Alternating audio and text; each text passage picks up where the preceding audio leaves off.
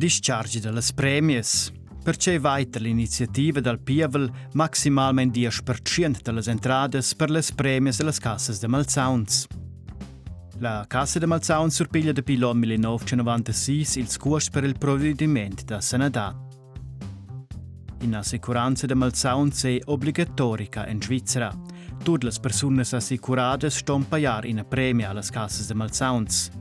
Il custs per il provediment da sanadad è in creschids cuntinuadamain dapi l'introduzione della cassa de malsauns.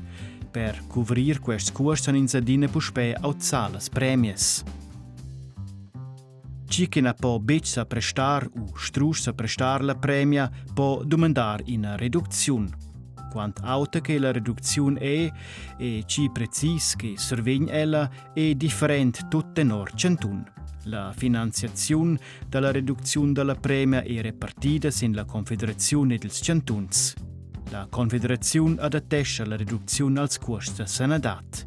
Ils cantuns pon decider sez in che dimensiun che els adatteschen la reducziun.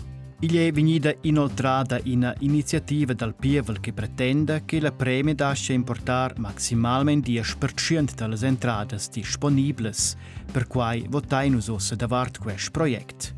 Il Consiglio federale ed il Parlamento hanno elaborato una contraproposta indiretta a questa iniziativa. Cessa midas. Se l'iniziativa del Pievel viene approvata, stanno le persone assicuradas pagar maximalmente 10% delle loro entrate disponibili per le premias. Co che vengono fissate le entrate disponibili decide il Parlamento. Se la premia è più alta che 10% delle entrate disponibili, viene l'ulteriore import cuvert con una reducziun delle premias. Questo vuol dire che la Confederazione e i cantuns stanno a auzzare le reduzioni. La Confederazione surpiglia almeno 2/3 della reduzione, in squinta con costi supplementari di 3,5 fin 5 miliardi francs ad anno.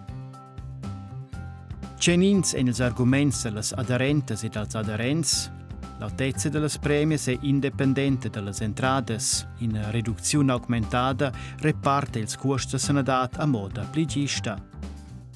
Les premias crescen mincion, les entrades betg. In limita maximale adattata alle entrades freina il sviluppo.